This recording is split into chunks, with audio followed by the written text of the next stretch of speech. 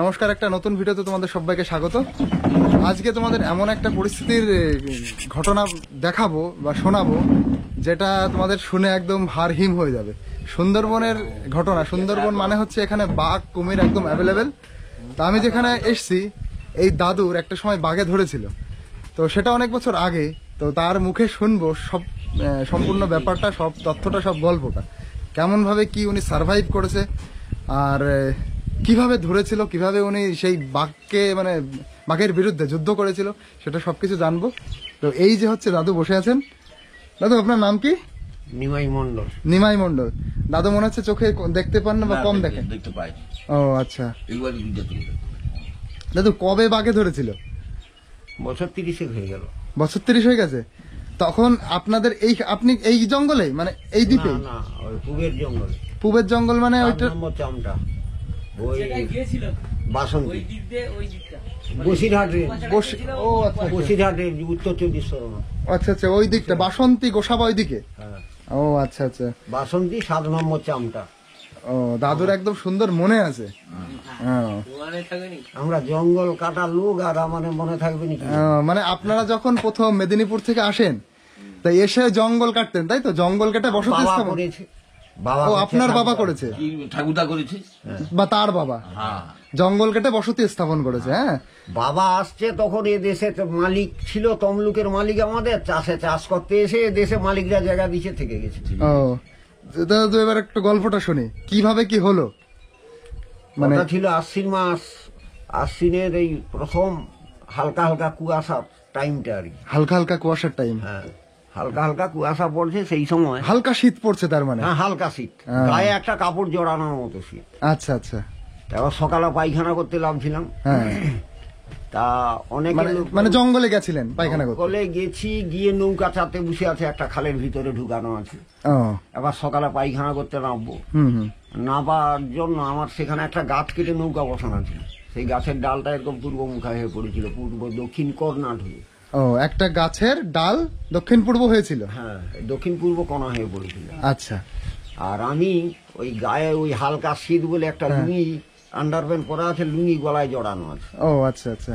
আর এই আমাদের নৌকা জুগা থাকে, জড়া জুগা, খুঁটি পুঁতে হাল যে বাঁধা হয় চালনার সময়। আচ্ছা। সেই জুগা ওই খুঁটি পুঁতা ছিল আর কি। সেইটা জুগার দড়ি ধরে আমি বিড়ি টানছিলাম। ওই মুড়াটার উপরে যে গাছটা কেটে আমি নৌকাটা বসানো আছে, ওই মুড়ার উপরে পা দিয়ে আর নৌকার বিটে একটা পা দিয়ে বিড়ি টানছিলাম। আচ্ছা আচ্ছা। আমার পিছনে কেউ একজন গিয়ে বলছে তুমি পায়খানা করতে যাবে তো যাও। তখন হালকা অন্ধকার আছে জঙ্গলের ভিতরে, তো 1 ঘন্টা বেলা না হলে আলো ঢুকেনি ভিতরে। মানে একদম ভোরবেলার দিকে? একদম ভোর, তখন 6টা বাজে। আর জঙ্গলের ভেতরে এমনি আলো ঢুকছে না, আরো কুয়াশা আছে? কুয়াশা, হালকা হালকা কুয়াশা। তাই এই জুগার দড়িটা ছেড়ে দিয়ে আমি এই যে নুইছি, এমনি আমার ডান সাইড থেকে জানোয়ারটা এসে এই আমাকে ধরছে। এই দাঁত, এই দাঁত। ও আচ্ছা, এখানে দাগ রয়েছে নাকি? সর্বশরীরে দাগ আছে, একটা কি। আচ্ছা, এই দেখো দাগ। আচ্ছা, কানেও দাগ আছে নাকি দাদু? হ্যাঁ, এইটা দেখো। ও আচ্ছা, এইখানে দাগ আছে, এই যে এই যে এই যে পরপর মিশে আসছে। আর এইটা তো বোঝা যাচ্ছে, এটা খুব বোঝা যাচ্ছে, এটা পরিষ্কার। দেখি দাদু, দেখি ভিতরে এখন এইটা পরিষ্কার বোঝা যাচ্ছে একদম। হ্যাঁ, এটা ফাঁকা আছে এখনো ভিতরে। ও, ভেতরে ফাঁকা হয়ে রয়েছে? এই যে এখানে টিপো, বুঝতে পারবো, আঙুল দিয়ে টিপো। হ্যাঁ হ্যাঁ হ্যাঁ, এখানে ফাঁকা আছে, ঠিক ঠিক ঠিক।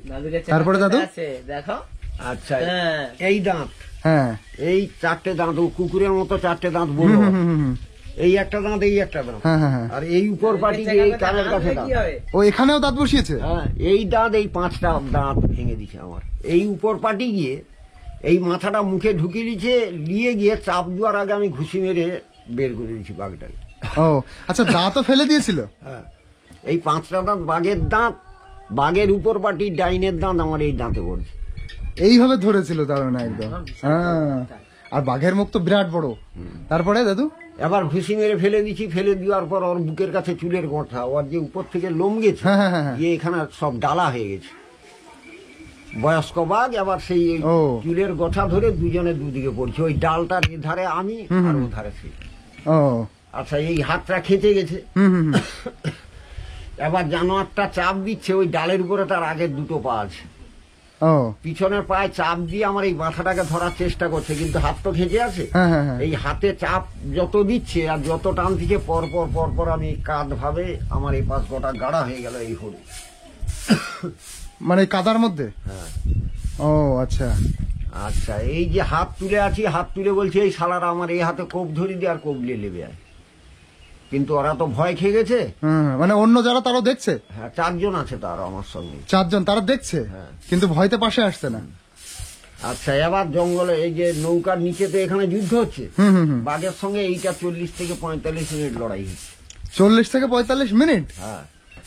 সারা শরীরে তো রক্ত রক্ত হয়ে গেছে। সে রক্ত কাদা তখন চলছে, তো কাদা রক্তে আমার মাথায় বড় বড় চুল ছিল, এগুলা চাপা পড়ে গেছে, ভিতরে এই 5টা দাঁত ভেঙে মুখ বন্ধ হয়ে গেছে, করতে গেলে জল কাদা ঢুকছে, আর বাঘের চাপে এই হাতের চাপে আমি পরপর গেড়ে গেড়ে আমার এই বডি কাঁধ ভাবে একটা গোটা ঢুকে গেছে, এবং পুরো কাদার মধ্যে। এবং এই যে হাতটা তুলে আছে এই হাতটাই তুলে আছে, আর এই হাতে ও পরে যেন আর পেঁচানো আরম্ভ করলো, যখন আধার না ধরতে পারে ওর ভয় এসে যায়।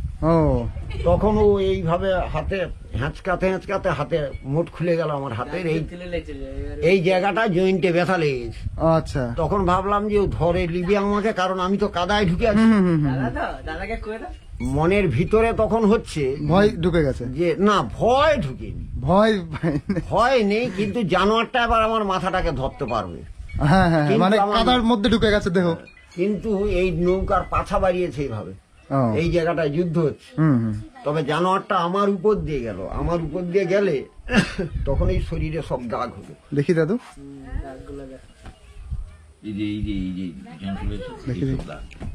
ও এই জায়গাটা মাংস ঝুলিতে গেল 300 গ্রাম, পরে দাউলিতে কেটে ফেলে দিছি। ও ঝুলে গেছিল পুরো মাংস, এই যে লেগে টেনে দিচ্ছে। এই যে দেখো এখনো দাগ রয়েছে। এই যে স্বাস্থ্য ভালো ছিল তো তখন, এগুলো মাংস পেশি ছিল, মাংস এগুলো ঝুলে দিয়েছে। আচ্ছা, তারপর দাদু এই যে এইসব কাঁধে, ও এই যে দাগ রয়েছে, এই যে কাঁধে, দেখি দাদু এটা দেখি, এই যে দেখো কাঁধে দাগ রয়েছে এখনো, বাবা কি ডিপ দাগ। তারপর দাদু এই তো পেটে দাগ আছে, এই ঠোঁটে দাগ আছে, এই গালে দাগ আছে, আরো ওই পালিয়ে যাওয়ার সময় প্রচুর নখ লাগছে শরীরে, 36টা ঘা আছে এই শরীরে। 36টা ঘা? বাবা। তারপর পালিয়ে গেল, পালিয়ে যাওয়ার পর উঠে যখন এই বুঝতে গেলাম, তখন এরকম নৌকায় মাথা লাগলো, একটা ডান হাত ঝুলে গেছে, ডান হাতে কাজ হয়নি, তাই বাঁ হাতটা আমি বুঝতে যেতে নৌকাটা লাগলো আমার মাথায়। ও নৌকার ওই যে পিছন এই ট্যাগটা? হ্যাঁ হ্যাঁ, নৌকার গায়ে তো যুদ্ধ হচ্ছে, এখন তো পোকা হয়ে গেছে সব, তখনই হাত বাড়াতে নৌকার বিট পাইছে। ও এবার টেনে উঠে গেছে। এইবার উঠে ওইখানে দাঁড়াইছে। হ্যাঁ হ্যাঁ হ্যাঁ, ওইখানে লম্বা তো ভীষণ লম্বা। হ্যাঁ, তা এবার এই নৌকার গায়ে এখানে দাঁড়িয়ে এইভাবে দাঁড়াইছি, দাঁড়িয়ে এই চুল এ হাত চলেনি, এই হাতে চুল সরাইছি, মুখে আঙ্গুল ঢুকিয়ে সেই বল হয়ে গেছে, ভিতরে 5টা দাঁত ভেঙে এবং রক্ত। ও আচ্ছা, একে কেটে বের করছি, বের করে চোখ পুষতে গেলে সে তো জল কাদা ঢুকে গেছে, তাই এ পরিষ্কার হয়নি। তখনও আমার অনুমান হলো যে আমার পিছনে কেউ হাত তুলে দাঁড়িয়ে আছে নৌকার উপরে, ওই তাকে চড় মারতে তার চালের উপরে চড়টা লাগলো, সে তখন ছুটিয়ে গিয়ে ভিতরে এরকম 3 জন বসে আছে, তাদেরকে বলে এই নিমাই মেয়েটি আছে ছুটি আয়। তা বলে অত ওকে হাতে ধরলে তো তুলা যাবেনি, তা এই বলে ওরা, আমি যে সোজা 2টা জুগা থাকে আমার, এই মাল ধরিয়া থাকে, তার ভিতর দিয়ে এই চুল গোছা ধরে তার ভিতর দিয়ে টেনে তুলে নিল। তুলে নিয়ে আবার উপরে যারা ছিল, নৌকায় যারা ছিল, ওরা তুলে নিল। তুলে নেওয়ার পর আবার কান্নাকাটি, এগুলো তো সব ছিঁড়ে গেছে, আর এই লুঙ্গি টুঙ্গি গুলো চিড়ে গেছে, এগুলো পাল্টি দিয়ে বললাম যে নোনা জল নিয়ে এসে আমাকে ধোয়া এগুলো সব। এবার ধোয়ানোর পর ওই যে আমাদের রান্না করা খুন্তি না, খুন্তিকে আগুনে পুড়, খুন্তি পুড়ে এই ঘা গুলা ছেঁকা দিতে হবে, নতুবা বাঘের প্রয়োজন, নাহলে ইনফেকশন হয়ে যাবে। আচ্ছা, এবার ওই খুন্তি পুড়ে এনে ওই ছেঁকা দেওয়ার পর নৌকার মাথায় যে সিঁদুর দিয়ে পূজা দেওয়া হয়, শুকনা সিঁদুর থাকে, হ্যাঁ নৌকার মাথায়, হ্যাঁ চণ্ডী ঠাকুরের পুজোর জন্য, সিঁদুর দিয়ে তুলা দিয়ে সব ঘা মুখ আঁটি দিল। আচ্ছা, ওটা হলো শনিবার সকাল 6টায়। ওই নৌকা ওখানে কিন্তু মরা কটাল পড়ে গেছে, নৌকা বুঝে গেছে। নৌকা ওখানে যে বুঝে গেল, ও আবার শুক্রবার রাত্রে নৌকা ভাসলো। মানে জোয়ারের জলে নৌকা ভাসলো। আচ্ছা, আর ওই 7 দিন ওখানে নৌকায় বসে আছে, ওই শুকনায় ওই অবস্থায়, 7 দিন ওইখানে অবস্থা। এবং এটা শুধু হচ্ছে কি ওই 2 মিনিট শুকরি দিতে হবে, 2 মিনিট। 7 দিন ওইখানে কেন ছিলেন দাদু? নৌকা ভাসেনি তো, মানে জোয়ারের জল আসেনি? না, তা জোয়ার তো দিনে 2 বার হয়, তা 7 সে দিন পরে জোয়ার হলে বুঝলাম। আমরা চড়াই উঠে গেছি তো। চড়াই উঠে গেছে অত আমরা যে কাটছিলাম আমরা তো চড়াই উঠে আচ্ছা আচ্ছা আচ্ছা, যায়নি। অত দূর যায়নি, না। তাহলে 7 দিন ওই হয়ে থাকতে হয়েছে। আবার শুক্রবার রাত্রে জুয়ার নৌকার গাকে যেতে লেবে বড় খালে নামলাম। হ্যাঁ, তারপরে শনিবার নৌকা চালাইলাম, শনিবার রবিবারে এসে রায়দিঘি পৌঁছাইলাম। ও আচ্ছা, এসে ওখান থেকে বাড়ি টানলাম। আমাদের বনসমনগরে এখানে ডাক্তার ছিল, তার হাতেই সারানো, আমি কোনো হসপিটালে যাইনি। ও আচ্ছা, এ গেছে 1 মাস 1.5 মাস, এই 1.5 বছর, 1 বছর 6 মাসের পর ঘাটা যদিও শুকলা হলো, হাঁ বন্ধ ছিল, তখন ওই চিৎ করে সুকরি দিয়ে ঠোঁট টেনে যে কোনো জিনিস পাতলা করে এইটা দিলে ঘোট মেরে খেতাম। তখন ওই ছাগলের খুঁটির মতো খুঁটি কেটে এই মাড়ির ভিতরে লাগিয়ে পেঁয়াজ দিয়ে দিয়ে এইটা 1.5 বছরের পরে এই কথা বলতে পারছি না, তখন কথা বলা যেত। ও আচ্ছা, এ মাড়ি জাম হয়ে গেল। 1.5 বছর ধরে কথাই বলা যায়নি দাদু? বাবা, এত বিশাল ভয়ানক। মানে অনেক লোকের অনেক ভাবে ধরে, কিন্তু এত কষ্ট হয় না। এই ধোয়ানোর সময় বাইরের লোক আসতো, তুমি কথা থেকে আসছে জানিনি, এই দাসপুর, সীতারামপুর, কাকদ্বীপ, কেপলট থেকে লোক আসতো আমাকে দেখার জন্য। ওই ধোয়ানো হতো যখন 4 ঘন্টা, সকালে 2 ঘন্টা, বিকালে 2 ঘন্টা এগুলা ওয়াশ করতে লাগলো। আরে বাবা, আর এখন পেটে টেটে আর দাগ নেই সেরকম না? এখন তা গাছে মিলিয়ে কিছু গেছে কিছু মোটামুটি। মিশে টিশে যাচ্ছে। দাদুর এখন বয়স কত দাদু? ওই 70-72 বাহ, কিন্তু দাদু এখনো খুব সতেজ, স্ট্রং একদম। তো বিশাল একটা ভয়ানক ঘটনা জানলাম কিন্তু দাদু। আমি এই শুনছিলাম, অনেকের কাছ থেকে শুনেছি, তা সেই শুনেই আমি এসেছি। আমি দাগে ধরার পর কুলপিতে গেছি, ওখানে কুলপি বাজারের উপরে, হ্যাঁ, সে সারা টলার থেকে উঠে আসলে সে যত লোক কাঁড়ি হয়ে যাবে। ওখানে আমাদের বোটের মালিক বহু বাড়ি ছিল, আচ্ছা, সব বোটগুলো এখন বিক্রি হয়ে গেছে। হুম হুম হুম, তারা প্রচুর লোক চিনে। আমরা, আমার বোর্ডদা এখানে ইউনিয়নের সেক্রেটারি ছিল আমাদের ওই ফরেস্টার ডিপার্টমেন্টে, আও, যার জন্য প্রত্যেকে আসতো পাঁচ কাটার জন্য, প্রত্যেকের সঙ্গে পরিচিতি। হ্যাঁ, হ্যাঁ, হ্যাঁ। আমাদেরও ফরেস্টারের বোর্ড ছিল। আচ্ছা, সে কুলপি ওখানে একবারে বাগে ধরার পর জঙ্গল টঙ্গল বন্ধ হয়ে গেল, ওখানে টলারে গেছিলাম, বুঝছো? হুম, ঠিক আছে দাদু। তা সে গেলে ওখানে কুলপি সন্ধ্যা বাজারে পিছনে গেলে বাঘ। আর উপায় নেই। সবাই এই গল্প শুনবে। হ্যাঁ, সেই ডায়ন হারবার থেকে লোক আসবে দেখতে, বাঘের সঙ্গে লড়াই করা লোক। হ্যাঁ, এই- তো বাঘের সাথে 45 মিনিট ধরে লড়াই করে জিতে যাওয়া। বাঘ তো জিততে পারিনি। দুই ইনি লড়াই করে নেই না, কাকাও বইন লড়াই করছে। আমার বাড়িতে 3টে আছে, আমার খুড়তো ভাই দিয়ে গেছে আমার বোটেই, হ্যাঁ, বেডিফুলিতে ঘেরের সময় নিয়ে পালিয়েছে। আমার কাকাও বাঘকে মেরে দিয়ে ঘর আসছে। কাকা বাঘকে মেরে দিয়ে ঘরে এসছে? হ্যাঁ। কাকা তো আরো সাহসী ছিল। হ্যাঁ, এই কিছুদিন আগে মারা গেছে। ও, তখন আমাদের এখানে তো জীবন জীবিকা জঙ্গলের কাঠ কাটা মাছ ধরা, এছাড়া আর কি এখানে পেট চলবে কি করে? ও আচ্ছা, তাহলে কাকা আরো শক্তিশালী এবং সাহসী ছিলেন। সাহসী ছিল। সাহসী ছিল, এত শক্তিশালী ছিল না, এত বড় বডি নয়, এত নয়, তবে মাঝি কিন্তু ছিল, সাহসী ছিলেন মারাত্মক। এ বাঘ বাঘ এসে এরকম থাবা দিয়ে ফেলে দিয়ে মাথা ধরবে না, তারা 2 পার মাঝখান দিয়ে কোপ গলি দিয়ে মাথায় মেরে দিচ্ছে। ও, কারণ হাতে ছিল দা, দা দিয়ে কোপ দিয়ে। থাকে, কোপ। কোপ মানে ডাব হচ্ছে, লাগানো আর ওই মাথা যেটা থাকে। গাছ কাটা হবো। ও গাছ কাটার হচ্ছে রামদা টাইপের না না, না, রামদা সেটা আলাদা। কোপ। যাই হোক, আমি চিনতে পারছি না। ও ড্যাব লাগানো থাকে, এরকম ড্যাব লাগানো থাকবে, হ্যাঁ। মাথায় ফলা করা আছে, ও, এই ফলা দিয়ে নিচের দিকে ফলা ও লাগানো। এরকম মতন। হ্যাঁ। ও আচ্ছা আচ্ছা আচ্ছা, ওই যে গাছ না, এই রকমই ধরনের নিচের দিকে এই ও, যে বুঝতে পেরেছি, ফলা হ্যাঁ, হ্যাঁ, লাগানো বুঝতে আছে, পেরেছি, হ্যাঁ, হ্যাঁ। লাগিয়ে একটা নিচটা ধার এরকম হুম, হুম, চাওড়া, হুম, বুঝতে আর পেরেছি। এই ড্যাব এই দিয়ে কোপ দিয়ে বাঘকে কেটে ফেলেছে। ও, আবার তো একদম সাহসী ফ্যামিলি বাড়ি সবাই। কোথায়? আমার বাড়ি দাদু বনগাঁতে। বনগা। বনগা, হ্যাঁ।